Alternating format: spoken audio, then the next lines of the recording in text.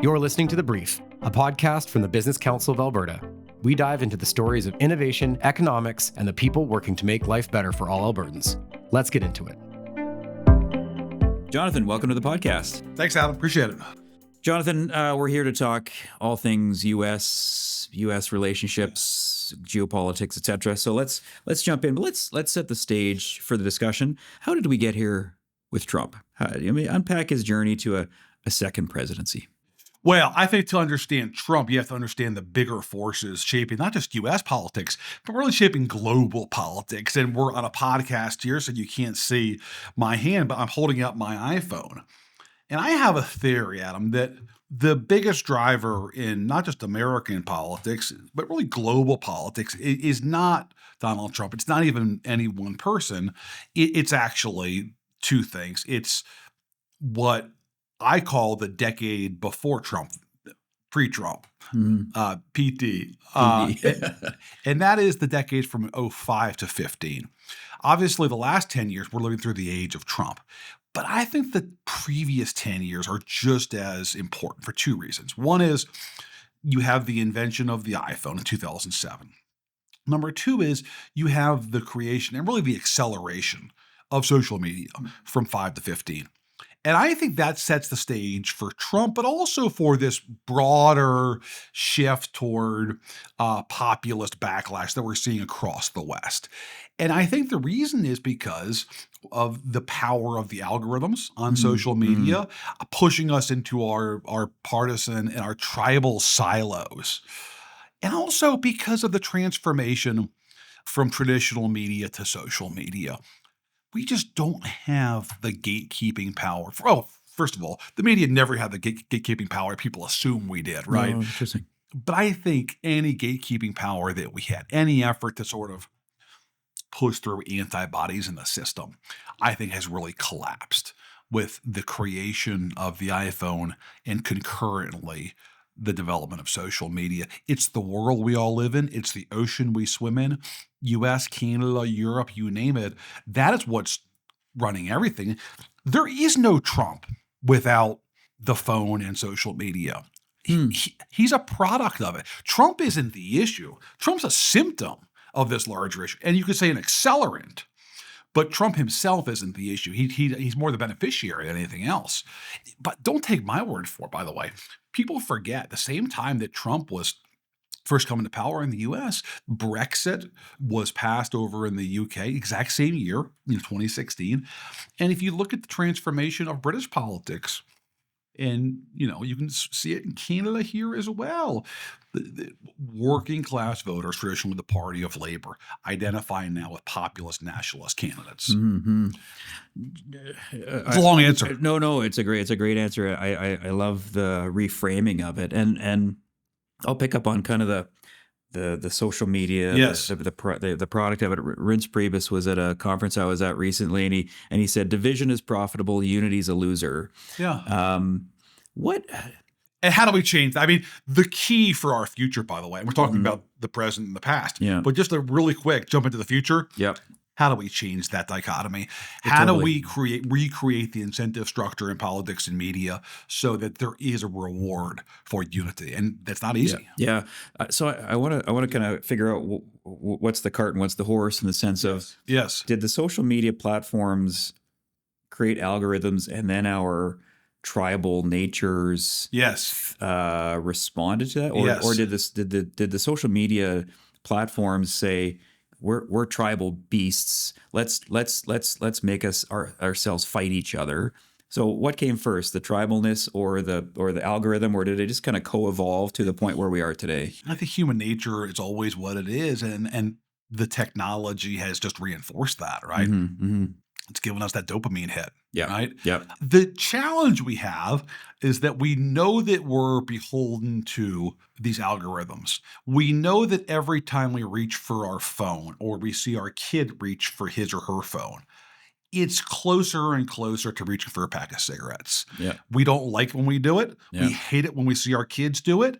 There's a self-loathing to it, but we can't stop ourselves. And by the way, it's not all negative. It's made life easier in so many ways, as we know. But the question is, how do we control it and stop it from controlling us? And I think we're starting to lose that battle. And that's just the algorithm of social media. We haven't even yet talked about AI and the rise of deep fakes in this very question of what is or is not reality.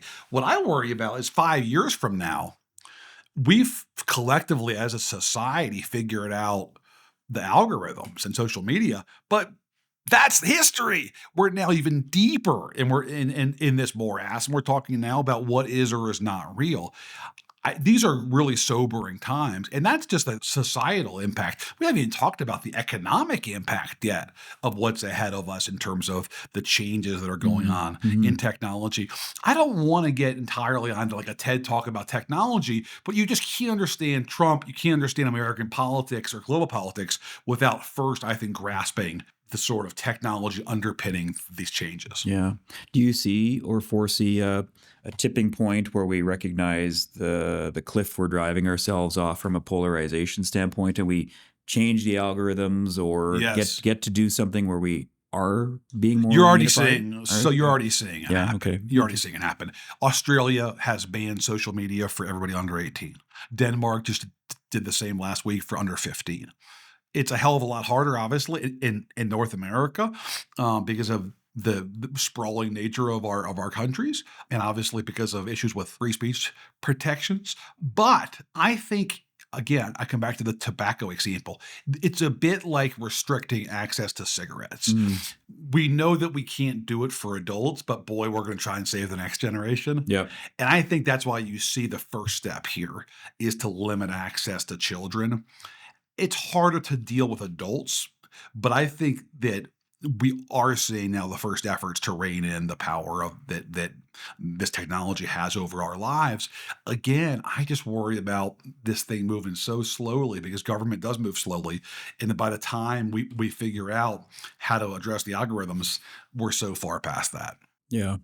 Because I mean, it's a bit of a challenge because the people that are getting elected are thriving and succeeding because of the platforms. So are they going to be incented like a Trump to do anything that would change the platforms? It's got to come from the grassroots. Look, I wrote a column at the end of August, start of September, sort of back to school piece about what I called kind of the most powerful but yet little recognized bipartisan issue in America, which is this state by state effort to ban cell phone access during the school day for kids.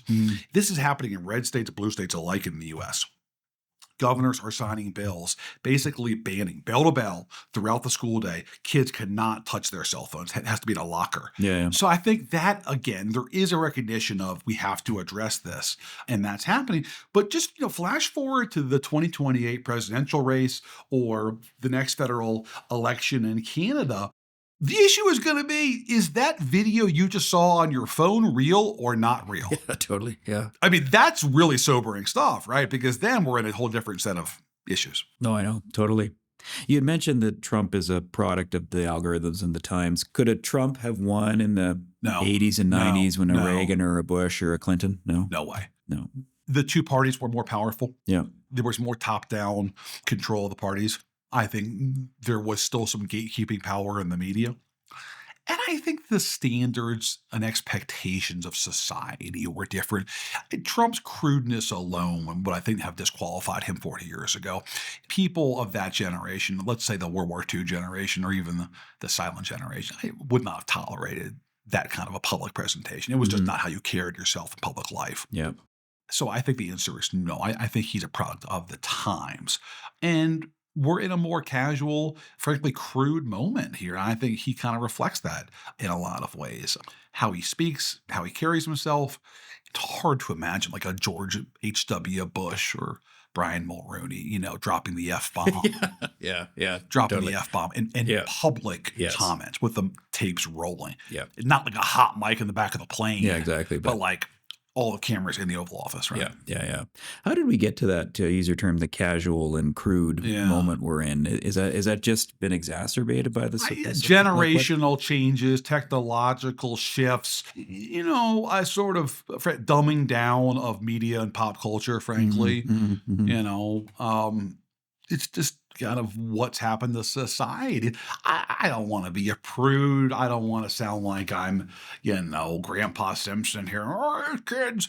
But, you fly nowadays and people are wearing shorts and tennis shoes or even flip-flops on a flight. There's a sort of casual nature of society broadly.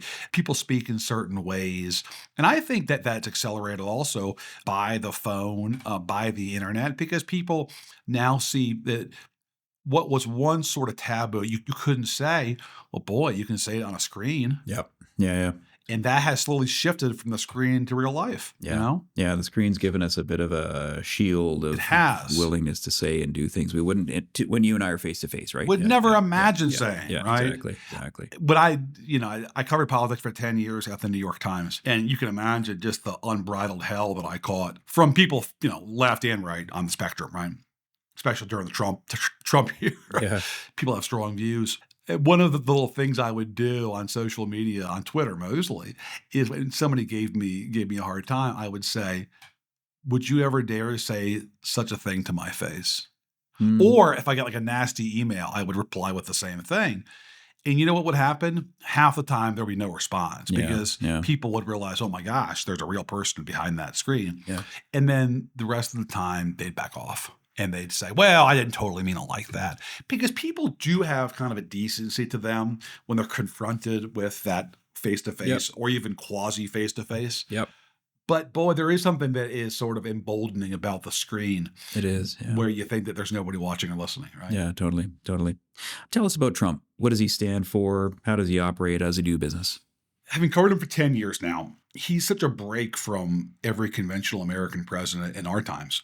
First of all, there's no ideological, this is key. There's no ideological project, all right? Trumpism, MAGA, it doesn't stand for anything yes, I know it's broadly populist, broadly nationalism, broadly, you could say nativism even, but really it's a personality cult. It revolves around one man's identity and persona. He said it himself, right?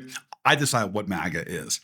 So he's doing an interview a couple nights ago on Fox News and he says, well, yeah, we have to have migrants come to the U.S. to do certain jobs that Americans can't do. What? Yeah. Because a lot of the MAGA project is the opposite of that, right? Exactly, yeah. And his interlocutor, Laura Ingraham, who's very much a immigration restrictionist, said, well, what do you mean? Why can't they? And he cited the example of the Hyundai plant in Georgia. We needed South Koreans to come in and operate some of these batteries, right? Yeah. And they were raided and deported. That created an international incident. Mm-hmm. Trump is not beholden to any ideological project. He's reflexive to whatever the last person he talked to told him. And more importantly, he's driven by one thing: the perception of success. I say, you want to know what Trumpism is? Trumpism is Donald Trump getting big, beautiful wins. Yeah. How you get there or what the actual policy is to get there is beside the point. The point is the perception of success. Yeah. It's validation. It's acclaim.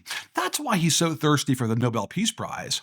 He wants to be recognized as a great man. I'm going to build a ballroom. They're going to name it after me. I'm going to build a new stadium for the Washington Commanders NFL team. I want them to name it after me. Yeah. I want to be on Mount Rushmore. I want to do these big deals. I don't care Putin, Xi, they're autocrats. If I can do deals with them, I'll be seen as a big figure. The whole point with Trump is getting that validation and being seen as somebody who's one of life's winners. And everything flows from that. And if you understand that, he's easier to cover. Now, it can be confounding sometimes because there's no consistency to it. Yeah. And you see this coverage, it's quizzical. Mr. Trump's herky-jerky foreign policy style. Well, there is no foreign policy style. It's based on stimulus and input, and then ultimately what he thinks will make him look good, right? And, the one thing we can talk about U.S., Canada, the one thing he does broadly believe in and he has for 50 years, is he does believe in the power of using tariffs as an economic weapon, right? Mm-hmm. And he can't fully come off that because he does broadly believe that we're getting our socks pressed in the U.S. We have to get back at these countries who are taking advantage of us. He, even as committed as he is to that, he still can be undone from that if he thinks he can do a big deal that'll get him good positive attention. And he also can be taken off of that if the economy is taking a hit too. Yeah. So there are some ways to leverage him. It's just not the traditional institutional checks and balances that every president has. It's not Congress as it isn't the courts. It's the media coverage and the markets. Those are the two drivers of Trump. Those are the two checks on Trump, the coverage and the markets, and they're connected. That's why he backed off Liberation Day in April, because the markets revolted and the coverage was unforgiving. Yeah. That's the check on him more than anything else. And I'll end with this, because when we talk about Mark Carney, everything's personal. Yep. Do I get along with that person? I mean, every time he's asked a question about some country or leader, it's, I get along with so-and-so, right? Mm-hmm. It's not, well, we have different interests or shared interests. We're allies or we're adversaries. It's, I get along with that person, right? It's all personal. Yeah.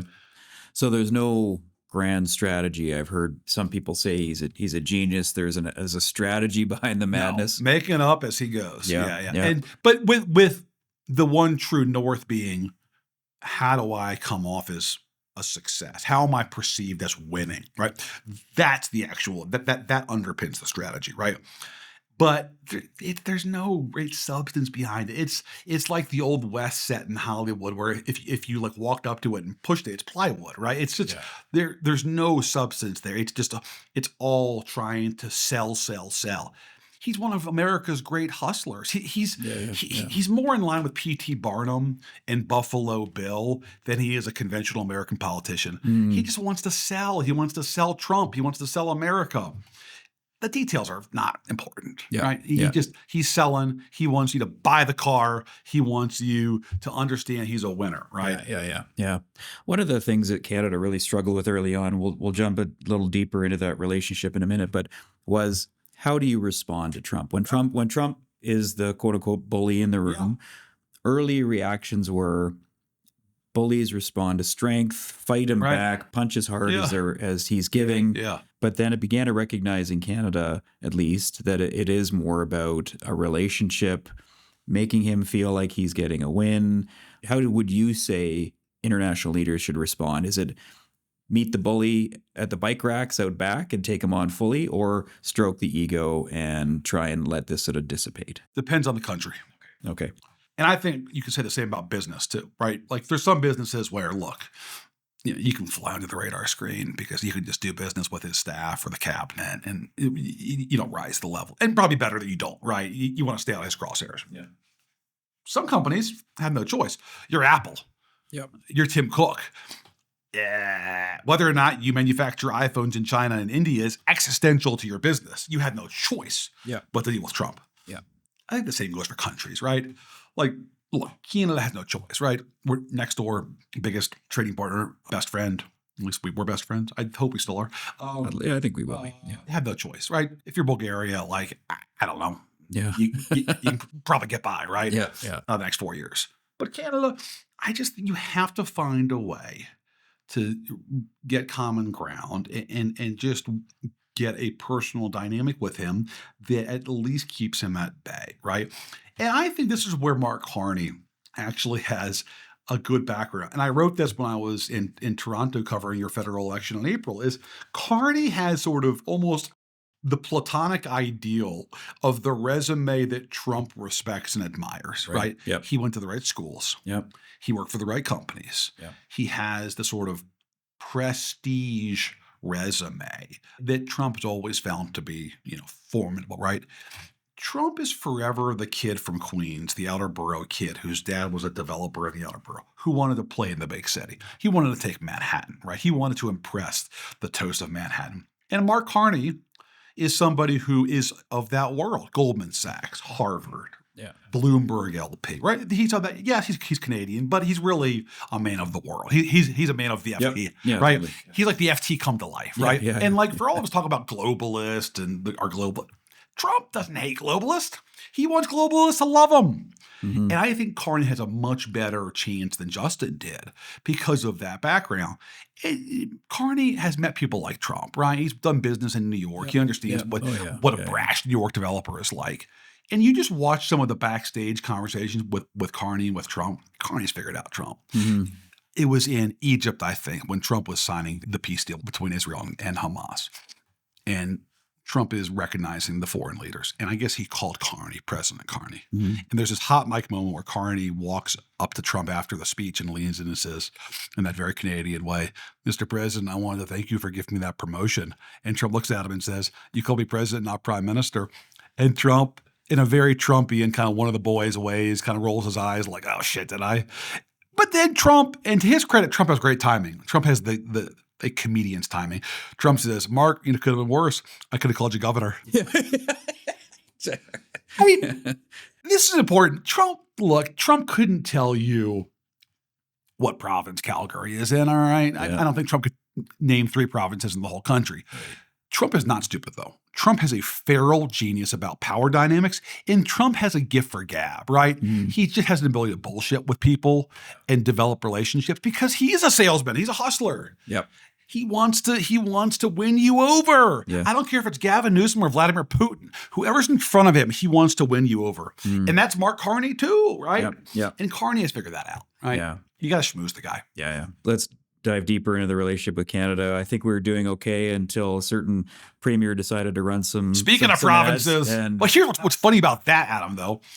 Alberta and Ontario, and maybe other provinces, but I know Alberta and Ontario have had advertisements talking about the relationship and the tariff issue for months in the U.S., right? Yep. This is a classic Trump story. Trump just didn't notice them.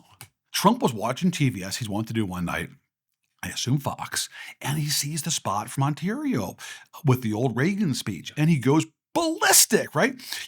These ads of this sort have been on for months. I know that because I saw Doug Ford in D.C. He was in D.C. in February, weeks after Trump was sworn in. They were airing the ads then. In February. It's just that Trump finally saw them, right? Yeah. But this is how he is. He's in good shape. He and Carney have a good dynamic. They're shooting the shit in Egypt. They're just the boys, we're getting along okay. A couple weeks later, Trump sees the ad. Oh boy, we're back, going after Canada. It's just day by day, hour by hour with him. There's an old saying that Henry Kissinger's view of the world was no permanent friends, no permanent enemies, only permanent interests. That kind of applies to Trump, too. Mm. There are no permanent friends or enemies. Everything's temporary. Everything's of the moment, right? And if you're jamming Trump, he's going to jam you. Yeah. I mean, our insights tell us that the negotiations are still off. There is really nothing happening. We're apparently at the 5-yard line with respect to some of these sectoral agreements, and then Trump saw the ad and canceled everything. So it's off for now. It'll be back on, and then probably off again. I mean, it's a shifting deal with Trump. My guess is the way to fix this is Mark Carney, personal diplomacy, a phone call, a visit. That's my guess, right? Yeah. Carney can tell Trump, I told Ford, take that shit off the air. It was a mistake. I'm sorry, Mr. President. I scolded him, and then Trump will. I mean, that's the way you fix this, right? Yeah. What's your thinking in terms of the long-term survival of the USMCA? Is it that same Eurasia conference we heard Secretary Letnick talk about a preference for bilaterals? Yeah. So Canada, US, Mexico. Do you see that likely to happen? Given the review in 2026, where do you see the future of USMCA or more bilaterals? I have a hard time seeing the complete undoing of the USMCA because it was one of Trump's great success stories from the first term. And also, there's enough political capital in the U.S. behind the USMCA, i.e. members of Congress in both parties who want to keep it going, right? Yeah. I just have a hard time seeing it totally undone. Yeah. And I also think, and this is really important for countries and for companies, none of this is permanent. The pendulum in American politics swings. And in recent years, it swings pretty frequently. Yeah. American voters have short attention spans. They want instant gratification, and they get really ornery at parties that are not delivering. And they keep throwing out the parties in power, whether in Congress or the presidency, right? Trump was a one-term president. Biden was a one-term president. Right now, I think it's more likely than not a Democrat would win in 28, right? So going back to 16, that's going to be 3 one-term presidencies in a row of the same party, right? Yeah. Yeah. Don't assume that any of this is permanent. The next president, if it's a Democrat, I'm not going to want to scrap the USMCA. Mm-hmm. And Congress today wouldn't want to do that either. I haven't verified this, but someone told me that Kamala Harris, back when Trump did the first USMCA, which was the best history of trade deals at that time. Yes. But she voted against it because it wasn't protectionist enough. So is there a risk that there is still a protectionist sentiment? She was pandering to whatever she thought her labor base wanted and trying to get ahead of where she thought the center of gravity was in the 2020 primary. I wouldn't read anything too deeply into that. But you raise an important point, which is Democrats do have this impulse of wanting to protect industry, workers, wanting to make sure that, we're retaining jobs here.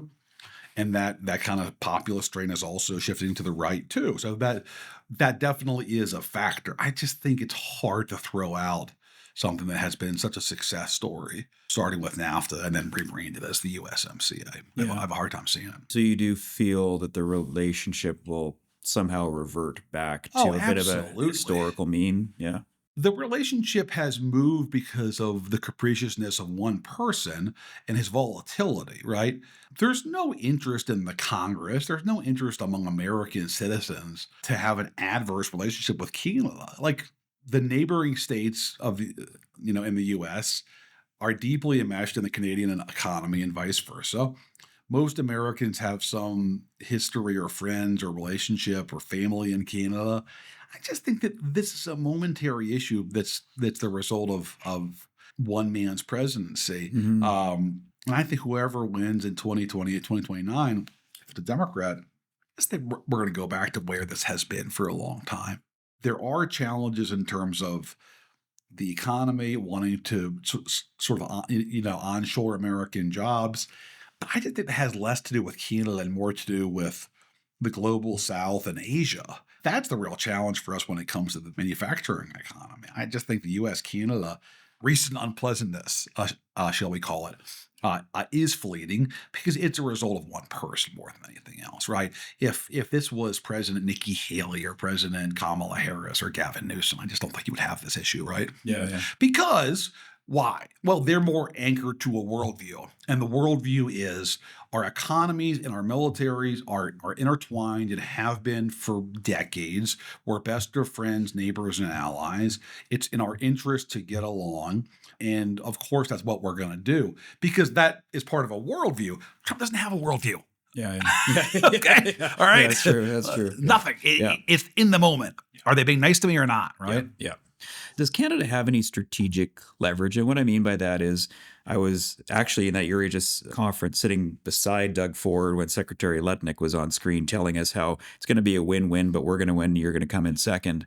Later, Premier Ford was interviewed on stage, and he basically said, if you're going to decimate my auto sector, I'm going to make sure you don't get a electron of electricity. You're not going to get a shred of critical minerals. But it just seems like that'll just ratchet up the tariff response and impair the relationship. Do we have any strategic leverage, or is it a matter of you kind of just have to kiss the ring and try and keep the peace? Like what's the? I think as long as Trump is in office, it's the latter. I think it's Mark Carney doing personal diplomacy, trying to keep the peace and just trying to keep Trump at bay. Reassurance, stroking, charming. That I think is the key with Trump. And then I think the next president, we're back to a bilateral relationship that is not personal, but it's more driven by policy and by shared interests. That's just not how Trump operates. It's all personal. I'll tell you a funny story. Right after Carney won in April, there was a delegation of U.S. senators that went to Ottawa, and it was all Democrats, I believe, except for one. This guy named Kevin Cramer. And Kevin Cramer is a senator from North Dakota. He knows from Canada. In fact, his sort of affect and even his accent is closer to Canada than it is to the U.S.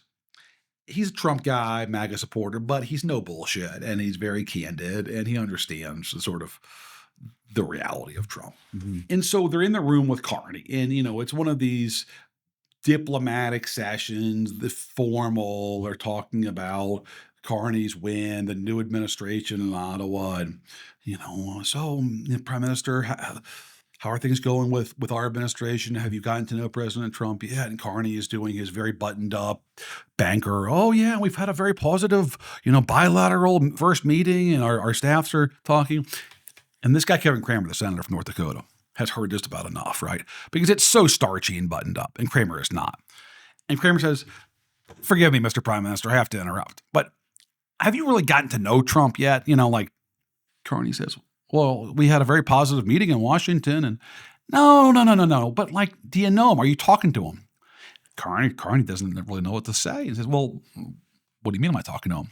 Do you have his number? And Carney says, well, he's the president of the United States. I can't just call him on his cell phone or text him on his cell phone. Can I?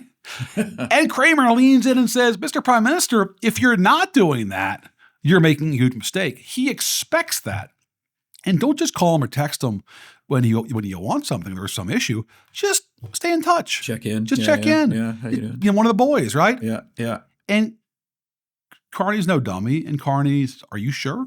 Cramer gives Carney Trump's cell phone number right then and there. Oh, no way. Yes. And I think they've had a relationship since. You obviously saw their backstage chatter in Egypt. Yeah. So Carney, I think, has had to adapt, right? I mean, that's a very different approach than most leaders have. It's hard to see Brian Mulroney and George H.W. Bush, just picking up the cell phone. Yeah. Text me. Yeah, exactly. But that's who Trump is. I just tell that story because it's all personal with him, right?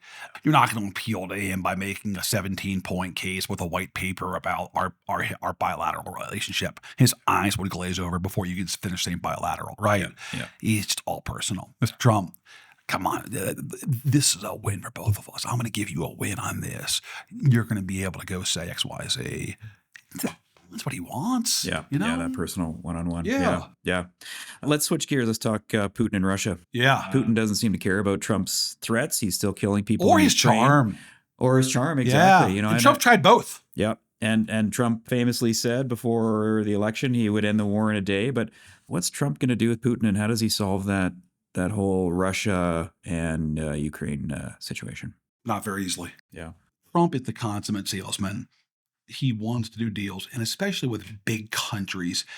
He doesn't care that they're autocrats.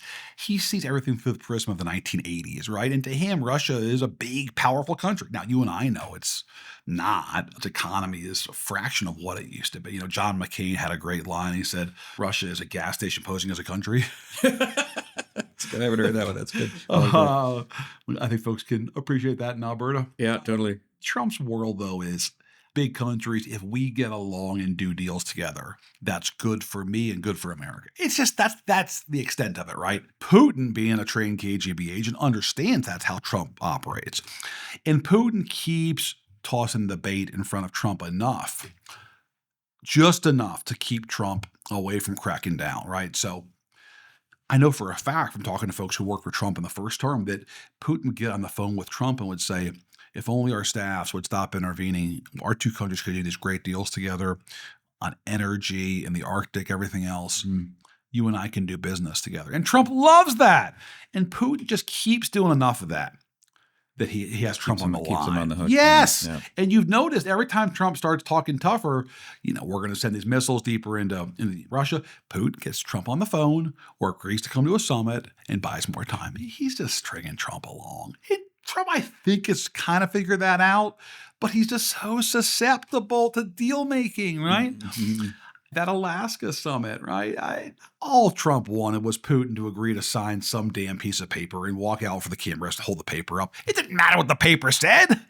As long as it had the big signature on it, right? He just wanted to hold up a piece of paper. Yeah. And said we got a deal on something. Putin wouldn't give him that, right? Yeah. And then, you flash forward to Trump saying, well, Putin's going to meet with Zelensky, and Putin won't even do that. And so Trump has figured it out, but he still wants to keep up hope that he can do a deal. And by the way, same thing with China. Mm-hmm. Yeah, we'll get to China in a second for sure. He so badly wants to get to Red Square and stand there and hold up a deal with Xi and say, our countries were on the verge of World War III.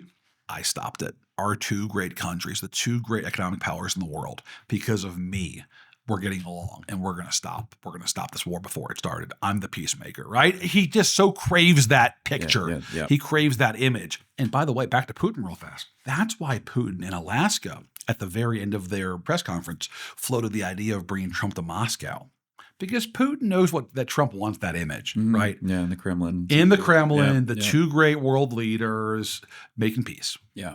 So if that's the case, that Putin keeps him on the hook and strings him along long enough, does Russia-Ukraine continue for the balance of a Trump presidency? I think it's World War I trench warfare, not literally, but metaphorically. Yeah, I just think this thing keeps going on. And we're still supplying the Ukrainians with weapons. I think Trump will stop that, but it's hard to see a real resolution. Putin doesn't want to stop the war. He doesn't? No. Putin wants to keep it going, right? Sorry. I thought you said I had Trump in my head. Putin. Yeah. Oh, no, of course he doesn't want to stop. Yeah. No, he wants to get more land, right? Yeah. He wants to get more land. By the way, this is an important moment. I should, jump in here. We talked a lot about foreign policy today, in part because we're obviously in Canada, but Trump's focus on chasing the Nobel Peace Prize and trying to do these great deals on either security or trade has hurt him politically because the American voter says, I didn't like the last guy because prices were too high, and I voted you back in office because you were going to lower prices. That hasn't happened, man. Like, the economy's not gotten better for me. And all I see you doing is going to these summits overseas, or having some foreign leader every week in the Oval Office talking about some other country. How about me? And boy, that has hurt Trump politically. Taking his eye off the ball, his eye off the puck. Say here in Canada, right? Yeah. He's more focused on chasing a personal legacy than he is delivering on his central promise. Get the economy going, lower costs. Making life better for people. Yeah. Exactly. Yeah. So there's no point, you think, where Trump says to Putin, enough is enough. You strung me along. I'm actually going to start to... I think it's totally plausible that he would say that. He would okay long-range missiles that could strike deep into Russia. And I think it's totally possible that Putin would call him the next day and we're back to square one again. Yeah. Can't be trusted. There's a method to this, right? And Putin keeps playing this game and Trump, keeps giving in. But at some point, if Putin keeps, won't even discuss a peace deal and there's still this more bloodshed, at some point, I think Trump realizes that he's never going to get a deal. What worries me, candidly, is that wouldn't cause Trump to double down in support of the Ukrainians. It would cause Trump to walk away entirely and say, you know what? You guys sort it out, right? He has said this in private and public multiple times, which is that Ukraine and Russia are like kids on a playground who won't stop fighting. And at some point, you just have to kind of let them fight it through. That Trump's words, not mine. Yeah. That's pretty alarming, That is, yeah. That's a lot of negative consequences to that, for sure. You touch on China. Let's go there. Yeah. We're trying to delicately reestablish some trade relationships. Sounds like Trump is as well to some degree, but he also sees China as public enemy number one in many ways. Like what's the read on China? Well, first of all, kudos to Premier Ford for his creativity in trying to sell this a Fortress Amcan, America and Canada against China's incursion. Trump didn't quite buy it, but it was points for creativity. We're in this moment in American politics where there are a few bipartisan issues. I mentioned keeping phones out of school is one of them. One of the other few bipartisan issues left today in America is a firm hand against China and sort of recognizing China as a malign force. Well, guess what? There's one big dove on China in American politics. His name is Donald Trump. He's the biggest dove there is on China. Yeah, he talks a good game about, what they're doing on rare earths and, we're going to have that tough talk with them. And then he goes and he meets at, APEC with Xi, and he just tripping over himself to lavish praise on China and their great relationship. We got along so well. And he's not going to crack down on China. He wants to do a deal with China. Again, what is victory for Trump? It is vindication, success, affirmation. In this case, I think it's Trump standing in Tiananmen swear with Xi and signing something, holding up something. Doesn't care what it actually says, but the idea is some kind of a great trade deal, right? Some kind of a détente between these two countries. And he'll sell it like he's selling ice cream, right? We were on the verge of World War III. They were going to invade Taiwan tomorrow. And I stopped it. And we did this best, big, beautiful deal you've ever seen. Yeah. U.S. and China were friends again. We're going to sell them soybeans and they're going to give us chips and rare earths. And it's going to be the best story you've ever heard in your entire life. And then by the time you look at the details, obviously it's not all there, but he's on to the next thing. Sell, sell, sell. Yeah. Because he backed away in his first presidency on the Huawei penalties and let them have access again to the technologies and the markets. So yeah, he's proven that he isn't as much of the strongman with China. So you think he'll... Not at all. Yeah. I said earlier, what are the leverage points on Trump? What are the checks on Trump? It's not traditional Congress, courts, public opinion. It's press coverage and markets. Last month, Friday afternoon, he suddenly says, I may not meet with Xi when I'm over in Asia. They're not playing nice with us on rare earths. Market nosedives, right? By Sunday afternoon, Trump is on social media saying, don't worry about folks about China. I get along very well with Xi. Trump watches that little arrow every day. Is it red or is it green? Is it up or is it down?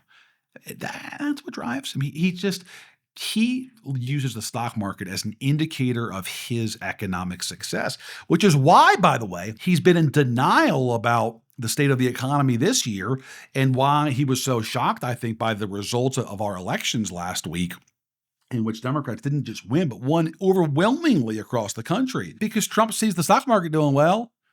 But the problem with that is the people who are in the market in our country overwhelmingly are the top 10% of America, right? Yeah. The folks who are not in the market ain't doing as well. Yeah. But Trump just views success economically through the prism of, is that arrow up or down at 4 o'clock every day? Yeah.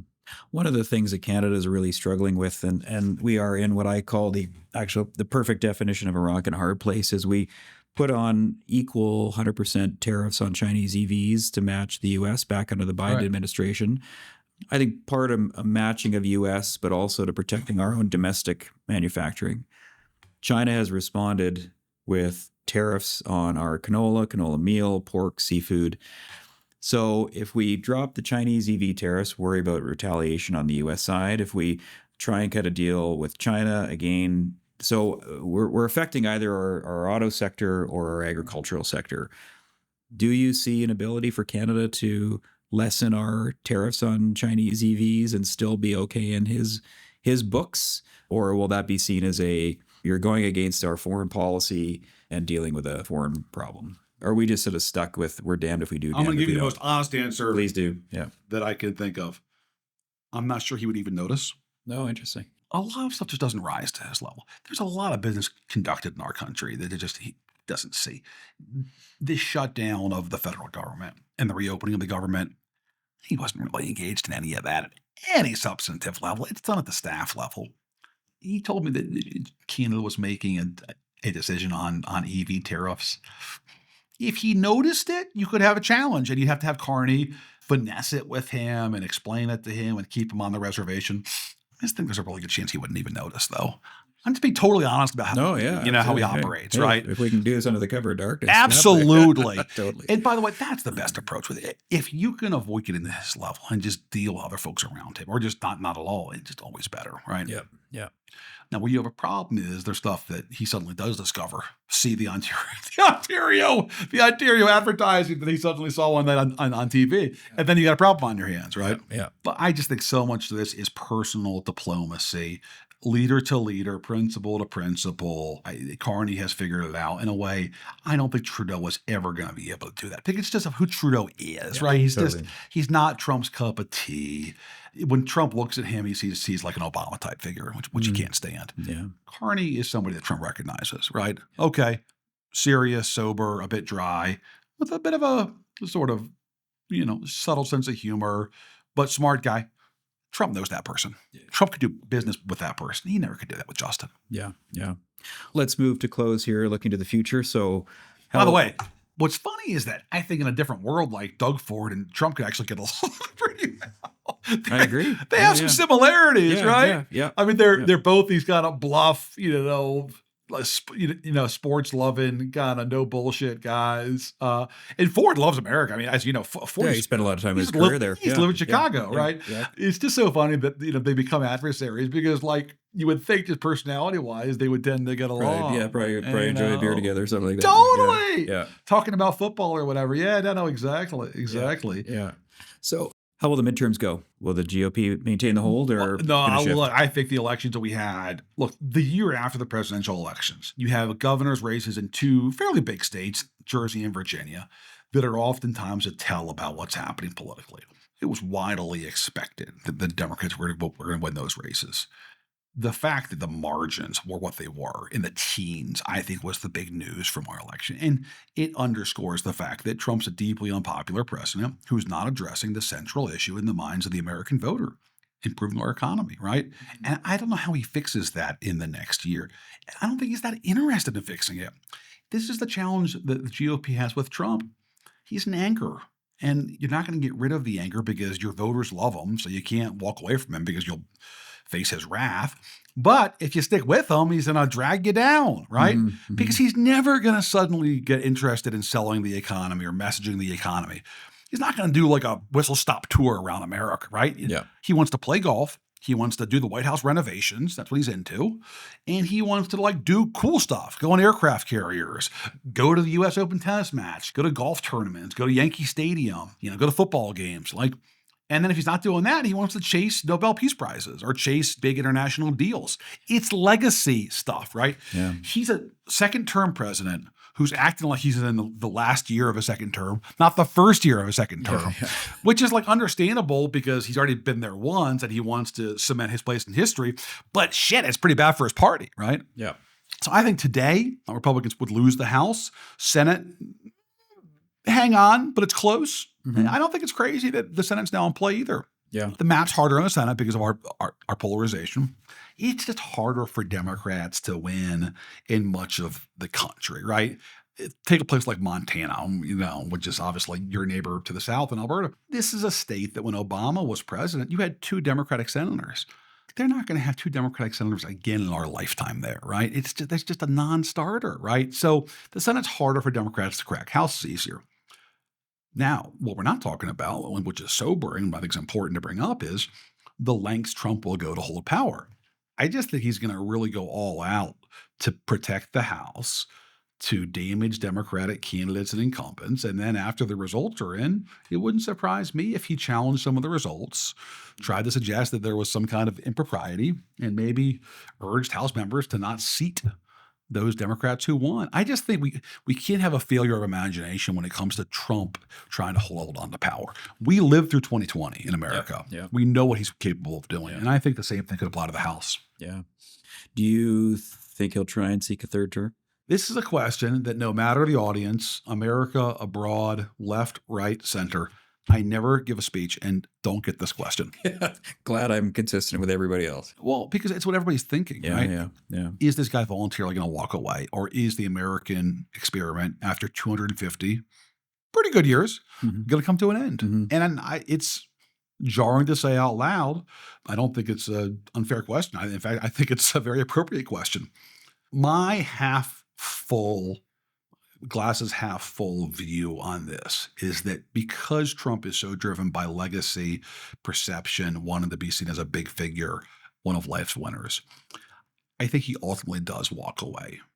Maybe not pretty. Maybe he sort of holds out the idea that he could somehow stay in power, to troll. He wants to avoid being a lame duck for as long as he can. Mm-hmm. I think ultimately he's going to be 82, same age Biden was when Biden left. I just think ultimately he does not want his legacy to be that he's the first American president who broke the Constitution and stayed in power. Yeah. I just have a hard time seeing it. Yeah. That said, I don't know what kind of primary we're going to have because Trump doesn't want to have a primary. Trump wants to be the decider of who succeeds him. Annoyed. It's going to be like The Apprentice meets The Bachelor, right? You're going to have to come to the Oval Office with flowers, Exactly. Right? You're hired. Exactly.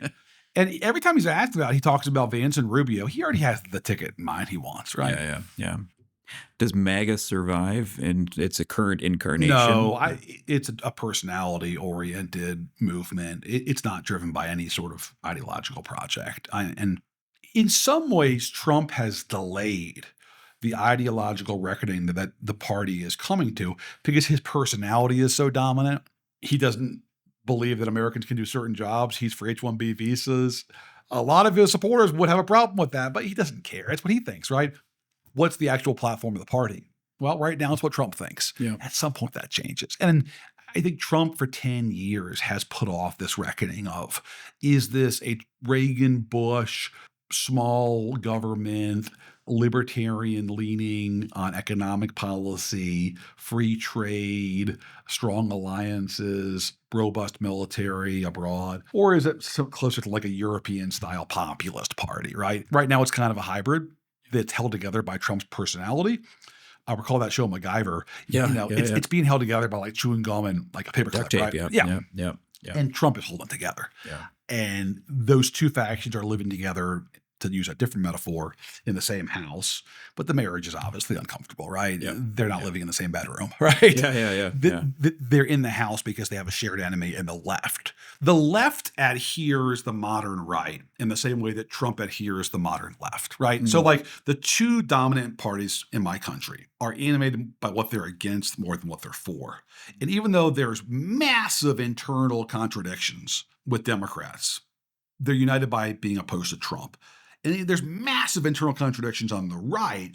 They're unified by being against the excesses, real and perceived, of woke and the left and all that, right? And Trump holds it together. Once he's gone, what do they stand for? That debate's coming on foreign policy, economic policy.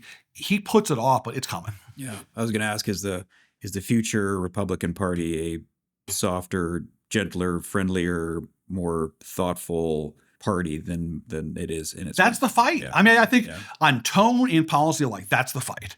What do we stand for? Is this still the DNA of the Reaganite Party, or is this something much closer to, frankly, the AFD in Germany, the National Front in France, or Nigel Farage in the UK? I just think that tension is unmistakable, and it's sort of been suppressed by Trump's personality and by the shared project of stopping the left. But eventually, that's coming due. You're going to have to decide who you are, what you stand for, right? Jonathan, anything else you want to leave our listeners with in terms of President Trump, the U.S., Canada, U.S., world, the state of the world right now? I just want to say to the Canadian audience that our countries have so much in common and have this amazing shared history. We fought and died in so many wars. We share a passion for sports, culture. Lord knows so many of our best athletes and comedians have come from Canada down to the U.S. This too shall pass. This is a temporary thing. There's just too much at stake right now in the world for us to be at odds. I think at some point this recent unpleasantness will pass and we'll be back to where things were. I just hope the Canadians will forgive us and welcome us back with open arms. If we have to buy Tim Hortons for a few years, guys, tabs on us. Yeah. Great. That's a great way to end. Thank you, Jonathan, for these incredible insights and your time with us today. And yes, let's keep that strong relationship. Go Flames, go Oilers. Thanks, man. Appreciate it. Thanks, Jonathan. Thank you. That's a wrap, but the conversation doesn't stop here. If today's ideas inspired you, share the episode and help us keep the momentum going. You can also support the show by rating and reviewing us wherever you get your podcasts. Thanks for tuning in to The Brief.